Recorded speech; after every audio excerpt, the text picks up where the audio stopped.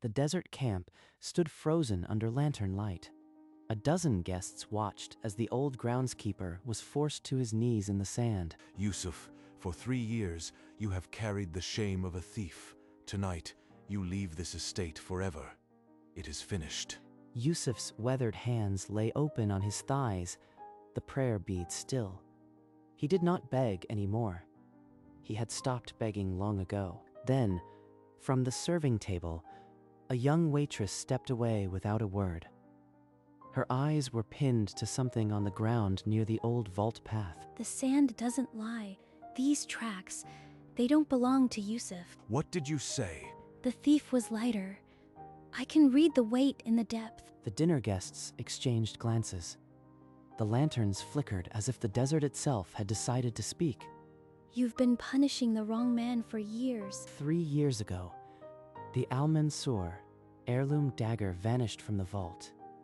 The lock was untouched. You had the only key, old man. Nothing else disappears from that room. The dagger was priceless. Gold hilt, rubies from old Muscat, a symbol of the family's honor. They never asked if the key could have been stolen. They never asked anything. Yusuf was allowed to stay, but as a ghost. His only grace, he had once saved the founder from a sandstorm. I would have died in that storm for your father. And you think I would steal from this house? But belief had hardened into stone. Hassan could not see past his own loss. That dagger was my father's soul, and someone took it. Someone inside this house. Tonight was meant to be the final banishment. Then a waitress stepped out of the shadows, and 3 years of certainty shattered in a single sentence. Amelia walked back to the faint trail and knelt. Hassan followed, his shadow swallowing her frame. No one else moved. You serve tea. You don't read footprints. This is not your concern. He has no idea what these dunes have taught me. The vault wall blocked the wind. These tracks are sealed in time. I can see 3-year-old impressions like they were made yesterday. She swept her palm over the sand without touching it, tracing the outline of a heel. The dinner guests leaned closer. This stride is short. The weight falls heavier on the left. Your thief favors one leg. Yusuf, still on his knees, lifted his head. A trembling dared to become something else. You speak as if the sand can convict. Show me proof, not poetry. Proof is under your feet if you let yourself see it. She stabbed a finger at the print. The entire camp heard the truth before they understood it. Amelia rose to her full height. The burgundy apron caught the wind. She spoke like someone who had held this truth for generations. The thief was lighter than Yusuf by 30 kilos, imported soles with a cross-hatch pattern, and the left leg dragged. He could have changed shoes. The depth means nothing. The sand doesn't compress the same for a heavy man. Look at the wall of the print. Yusuf, walk 10 paces. Let the ground speak for you. The old man rose slowly. His first step pressed deep and even into the sand. No hesitation, no drag. Every print is symmetrical. Both legs carry the same weight. This is not your thief. The guests saw the contrast.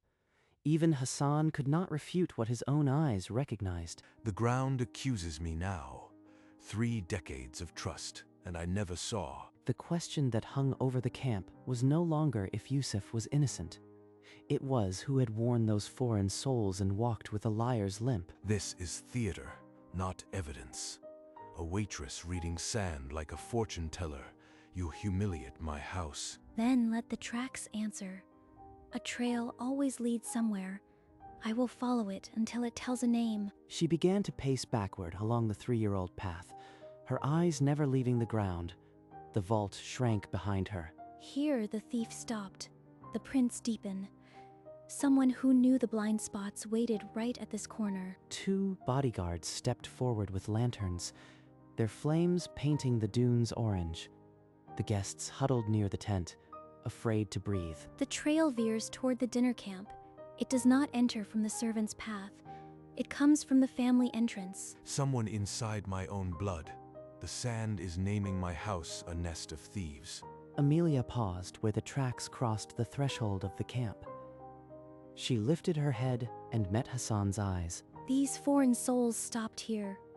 Whoever wore them sat among you tonight, and you never knew. The camp fell absolutely silent. Every guest suddenly looked at their neighbor, wondering who carried a liar's gait. Amelia knelt where the lantern light caught a perfect heel print. The crosshatch pattern was unmistakable, imported leather, finely tooled. This sole is European, hand-stitched. Does anyone here wear shoes like this? Hassan's eyes swept the circle. They stopped on Tariq, lounging in Italian sandals. Tariq rose, his left leg dragging. Uncle, what is this? A servant reading the ground like a fortune teller. You stopped the dinner for this? Walk toward me, if you would. Just a few steps. Tariq's jaw tightened. He walked, each step pressing the same uneven rhythm, left leg dragging. The rhythm is identical. The weight shift, the drag. This man made those tracks. What maker are those sandals? The sole pattern is very specific. They're from Milan. Many men wear Milanese leather. This proves nothing. Amelia gave no reply. She looked at Hassan, who stared at his nephew's sandals as if seeing them for the first time. Lift your left foot, just for a moment. You want to inspect my sandals like a shoe merchant? This is absurd. She knelt beside him, her nose nearly touching the sole. The crosshatch was identical. Every line, every curve, a perfect mirror. The design matches, but the wear tells the truth. The outer edge is ground down from a left-sided drag. She traced the worn leather with one finger, then pointed to the ancient print. The same erosion, the same angle of collapse. A worn sole is not a crime. Many men drag their left foot. This is nothing. Hassan saw what his nephew refused to show. His own shadow grew longer, swallowing the light between them. I knew the sand would call his name. My father taught me that the ground never forgets. The old man's voice was barely a whisper, but it carried through the camp like a verdict. Tariq's laugh died on his lips. The camp no longer laughed with him. Where were you, Tariq, the night the dagger disappeared? The truth, not another performance. I was at university, London. Ask my professors. I was nowhere near this house. The head of security stepped forward, a tablet glowing in the lantern light. Flight records appeared. Tariq had returned to the estate that very week. You were on this property. The records don't lie. What were you doing? Amelia's voice sliced the silence. The tracks had moved from blind spot to blind spot. Only someone who knew the patrols could have walked that path. You trust a servant over your own nephew? She is making fools of you all. Hassan stepped closer, his stature no longer a shield. For the first time, he saw the boy he'd raised instead of a guest. This is a setup. She drilled that matching sole. It's a plot. But the words didn't land. The alibi had turned to ash, and every face around the circle turned away. Hassan's hand slowly rose, hesitating over Tariq's shoulder. The night had become a court of sand, and the verdict was closing in. Amelia reached into her apron and withdrew a plaster cast, white, precise, taken from the vault path that morning. I made this before sunset. A perfect cast of the thief's left heel. Look at the chip. She pressed the cast into the sand beside Tariq's sandal. The curves matched, and a tiny notch aligned perfectly. Your sandal has the same chip. Not a similar flaw, the same fracture, same depth, same angle. Tariq stared at the plaster, his confidence evaporating into the cold desert air. Why, Tariq? You were my brother's son. You ate at my table. Why? The question hung in the lantern smoke. He tried to speak, but his throat would only swallow shame. The circle of guests tightened away from him, as if the sand itself had declared quarantine. Deny it now in front of everyone. Tell me the ground is wrong. But he didn't. He couldn't. And the silence became the only confession the night needed. I never wanted this spectacle. 3 years of silence, and my soul grew heavy as wet sand. The camp turned toward the old groundskeeper, his voice cracking but steady. In the great storm of 79, I dug through the dunes with my own hands until I found your father barely breathing. Hassan's mind flooded with the story he had heard as a boy, the man who gave his own blanket to the dying patriarch. I never asked for thanks, but I never imagined I would be repaid with shame. And I blamed you. For 3 years, I fed you disgrace while my own nephew wore the guilt. He saw the old photograph in his mind, his father, pale as milk, wrapped in another man's cloak. I never asked for this, Hassan. I only wanted to die with honor. I have broken the very man who held my father's life in his hands. The desert wind stopped. Even the elements seemed to wait for the debt to be named. The head of security stepped back to the tent, returning with a tablet that glowed like a verdict. Hassan scanned the records, gambling debts, staggering amounts, dates circling the week of the theft, a payment to a loan shark, matching the dagger's black market value. You owed nearly $500,000. The dagger was your only way out. Uncle, please, you don't understand. They would have hurt me. You framed a man who saved my father. For money. Look at me and tell me this isn't true. Tarek's knees buckled. He sank into the sand, his expensive clothes pooling around him like a discarded costume. I took the dagger. I swapped the key. I planted the trail toward Yusuf. I thought no one would notice. My own blood traded a loyal soul like a defective coin. The house I built is built on sand. The tablet was passed to the guests. The debts, the timeline, every detail laid bare. The conspirator had named himself, and the old groundskeeper, still standing, closed his eyes. The weight of 3 years lifted with a single exhale. Please, Uncle, I am your blood. Don't let them take me. It was a mistake, a moment of weakness. A mistake does not last 3 years. A mistake does not smile while an innocent man kneels. Hassan raised his hand. 2 guards stepped forward and lifted Tariq by the arms, his sandals dragging twin trails of disgrace. Then the billionaire turned toward the old groundskeeper. The camp hushed. The moment belonged to justice, not revenge. Yusuf, I have wronged you for years. I stole your name when the thief wore my own blood. I cannot undo the shame, but I will try. Yusuf did not move at first, as if the words were too foreign to trust. Then his shoulders shook, and the tears came. Hassan stepped forward and pulled him into an embrace. The white gutra mingled with the old man's worn keffiyeh. You saved my father.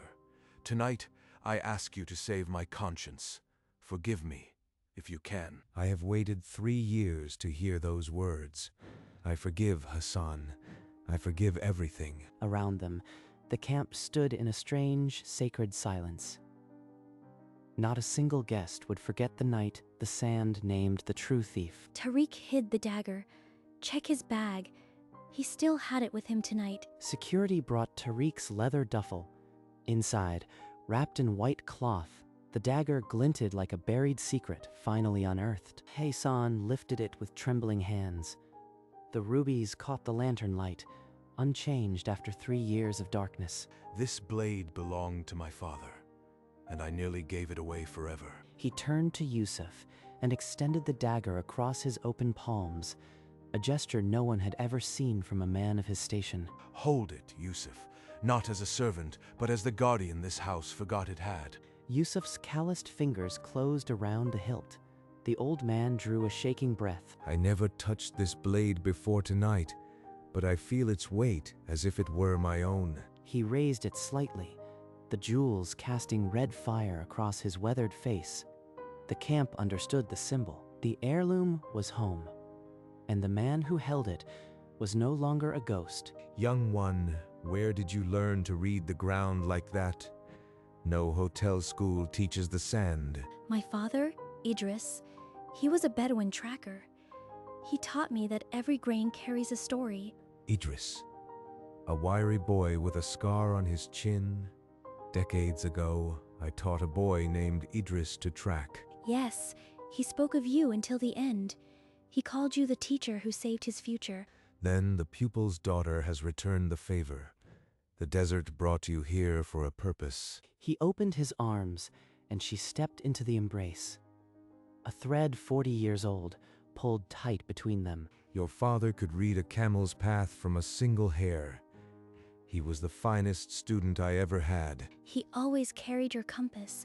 He said it taught him that true north is not found on a dial. Hassan watched from a few paces away, his face a mask of wonder and grief for the years he had stolen from them all. It was a reunion no one could have scripted, and yet the sand had been writing it for decades. Hassan raised his voice so every guest and staff member could hear. The camp that had gathered to banish a man now fell silent for his restoration.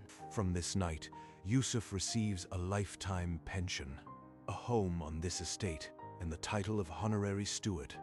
No door will be closed to him again. You are generous, but I never needed riches.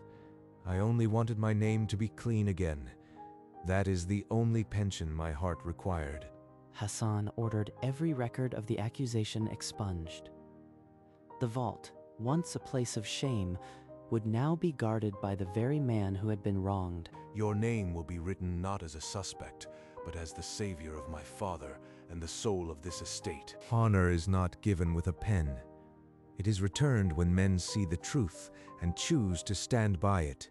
Tonight, you have done that. The camp erupted in applause. Staff who had whispered about the old man now rushed forward to touch his shoulder, to weep with him. Hassan and Yusuf shook hands before the gathering, two worn palms, now bound by more than shared sand. The ground never forgets, and neither will this house. My father's teacher is finally free. The night had been meant for banishment. Instead, it had become a homecoming that would echo through the dunes for generations. A scribe was summoned. By lantern light, Hassan dictated a full exoneration of Yusuf ibn Rashid, to be witnessed and sealed. Let every record show. This man is innocent. I accused him in blindness. Tonight, I correct that wrong publicly. Then, in a motion that stole the breath from the camp, Hassan lowered himself onto both knees before the groundskeeper. I kneel not as your master, but as a man in debt. You saved my father. I shamed you. Forgive me. Yusuf bent and hooked his arms beneath Hassan's, lifting him with more strength than his age should allow. Rise, my son. The past is buried. Guard the truth as fiercely as you once guarded your grief. They embraced, and this time, the applause was not wild but sacred. A prayer given breath, witnesses stepped forward to sign. Businessmen, guards, and finally, the waitress who had read the tracts. This is what the desert wanted, not vengeance. A family mended by sand and memory. The parchment was sealed with wax and pressed into Yusuf's hands, a deed no vault could contain. Hassan turned from Yusuf to face Amelia. The camp sensed a new question. Amelia, you gave this family back its honor. I offer you a permanent place. Teach my security team to track as you do. My father would call this fate. A waitress turned tracker. I accept, so that no one else is ever shamed by tracks they did not make. He raised his voice to the assembly. From tonight, the estate honors the old ways. Bedouin tracking will be taught alongside modern methods. The desert brought me to serve tea. It kept me to teach truth. She is the finest tracker this generation will know. My pupil's daughter will keep the sand speaking. Let it be recorded that a daughter of Bedouin trackers saved this house. Her knowledge is our shield. The lanterns flickered over the dunes. A new chapter had begun, and the desert would remember. The bound figure at the camp's edge drew every eye. Tariq had waited in silence long enough. You will not see a courtroom. I will not drag this family's name through the courts. But from tonight, you are disinherited. The Al-Mansur line will no longer carry your name. He turned to the guards. They tightened their hold, and Tariq's knees buckled once more. You will work the soil at the northern farm, earning your bread by your hands until you understand honor. The Milanese sandals dragged two shallow furrows as they pulled him toward the desert dark. A vehicle waited beyond the lantern glow. The engine rumbled like a distant warning. Hassan's gaze followed until the red taillights became nothing. His face held both grief and iron. A collective breath released across the camp. The first easy exhale in 3 years. The sand would watch him now. Out where the land was harsher than any judgment of men, the camp fell quiet. On a dune, under the stars, Amelia and Yusuf sat together. The night their only witness. Idris once tracked a lost camel for 3 days. He never doubted the sand. That was your gift, too. He said you taught him to listen before he touched a track. They shared tea, steam vanishing into starlight. I'll visit often. The recruits need your stories, not just my classes. Then you shall have them. Every grain holds a life. Hassan watched from the tent. His shoulders settled for the first time in 3 years. Next week, the program begins. My father's compass will be on my desk. 2 generations of trackers sat beneath the sky, and the desert kept its oldest promise. The sand, patient as always, held no more lies. The sunrise found Yusuf at the vault, the heirloom, wrapped in cloth. Hassan approached without words. Today you return what was stolen, and this house returns its honor. The dagger never left my heart, but now it rests in stone, not in secrets. He placed it on the shelf. The blade caught the dawn. Together, they swung the heavy door closed, the iron groaning like a thing released. A plaque will stand here. It will carry your name, Yusuf, not as a servant, but as the keeper of our history. Workers unveiled a brass plate fixed to the stone. The inscription read, Yusuf ibn Rashid, honored protector of the Al-Mansur legacy. Amelia watched from the path, a quiet smile creasing her sun-tanned face. The estate had mended its soul. The morning did not feel like an ending, but like a promise fulfilled. The vault door was sealed, the past forgiven. Inside, the dagger gleamed in the dark, never to be taken again. Days later, Amelia led her first class into the open desert. 6 recruits stood before her, boots planted in warm sand. You see a footprint. I see weight, speed, and what the man ate for breakfast. Learn to listen. The recruits knelt, tracing old camel tracks with new eyes. The desert had become a classroom. My father is in every grain. He'd have loved this. Far off, 2 old men walked along a dune ridge. Hassan's white gutra fluttered beside Yusuf's worn keffiyeh. The sand will remember us long after we're gone, but now it remembers the truth. A wind rose, fine and warm. It swept across the training ground, erasing the morning's prints. But the knowledge could not be erased. It had passed from teacher to student, from father to daughter. The secrets the sand once held were at peace, and the art of the Bedouin tracker would never be lost again. The desert forgave, and the world kept turning. But the Al-Mansur estate now guarded its truth with every grain. The desert camp awakened to a sunrise of impossible silence. The tents glowed, the lanterns were spent, and the sand bore no fresh accusation. A single footprint, still visible from the night before, began to dissolve under a gentle morning wind. A string of prayer beads lay on a dune where an old man had once knelt in shame. Now, the beads caught the first light, no prayer heavier than gratitude. The estate stood cleansed, every vault door a promise kept, every grain a silent witness. The wind erased the last remaining mark, but not the memory. In the desert, the sand remembers. It holds every secret, every wrong, every step. But it also forgives. When the truth is finally spoken, the sun climbed higher, and the Al-Mansur camp faced the light without shadow. Fade to black.